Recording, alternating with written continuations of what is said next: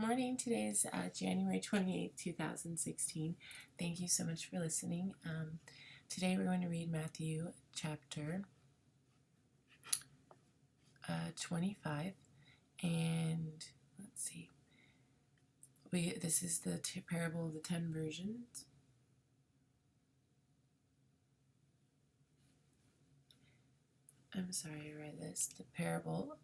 Matthew 26, a plot against Jesus. Jesus anointed at Bethany.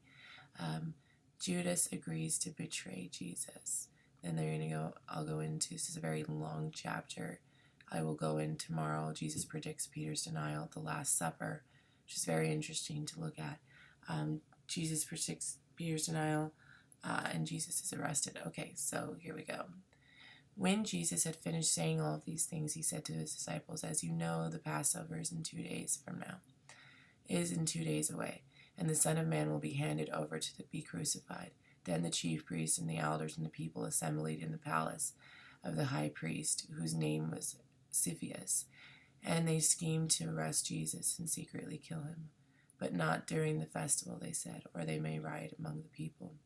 While Jesus was in Bethany in the home of Simon the leper, a woman came to him with an alabaster jar of very expensive perfume, which she poured on his head as he was reclining at the table. When the disciples saw this, they were indignant. Why this waste?" they asked. "This perfume could have been sold at a high price and the money given to the poor." Aware of this, Jesus said, "Why are you bothering this woman? She has done nothing. She has done a beautiful thing to me. The poor will always have with you, but you will not always have me. When she poured this perfume on the body, she did not prepare me for my burial. She did it to prepare me for my burial. I truly tell you, wherever this gospel is preached throughout the world, what she has done will also be told in memory of her." Then the one of the 12, the one called Judas Iscariot, went to the chief priests and asked, "What are you willing to give me if I deliver him over to you?" So they counted out for him 30 pieces of silver. From then on, Judas watched for an opportunity to hand him over. The Last Supper. On the first day of the festival, the unleavened bread. On the first day of the festival of the unleavened bread, the disciples came to Jesus and asked, "Where do you want us to make preparations for him to eat the Passover?"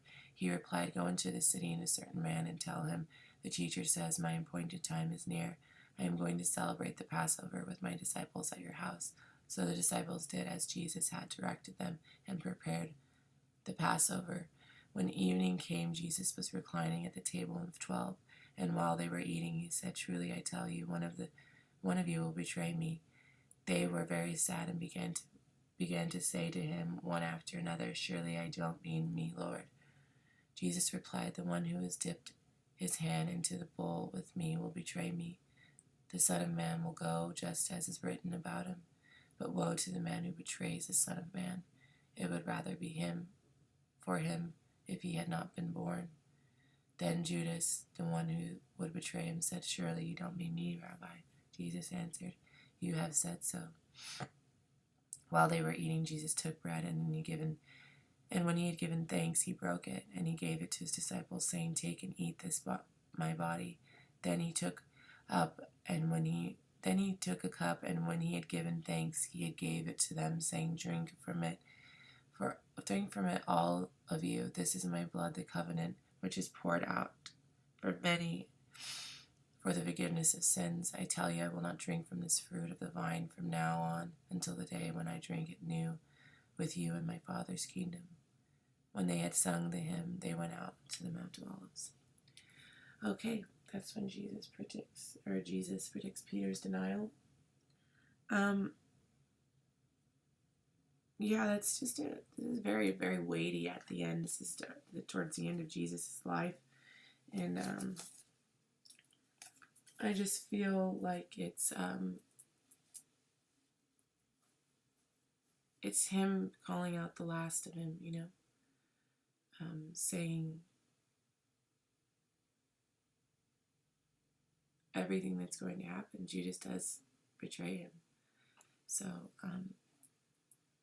It's very sad. It's very sad. I don't know if you've ever seen The Passion of the Christ, but that movie was very well depicted as far as what happened in the Garden of Gethsemane, Jesus' last days, and then him ultimately being crucified by his own people.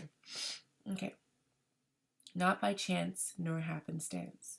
Into our lives come many things to break a dull routine, the things we have not planned on, that happen unforeseen, the unexpected little joys that are scattered on our way, success we did not count on, or a rare, fulfilling day, a catchy lightning melody that makes us want to dance, a nameless exhaustion of enchantment and romance, an unsought word of kindness, a compliment or two, that sets the eyes to gleaming like crystals, drops of dew.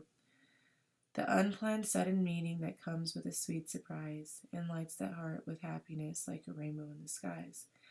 Now some folks call it fickle fate, and some folks call it chance, while others just accept it as a pleasant happenstance.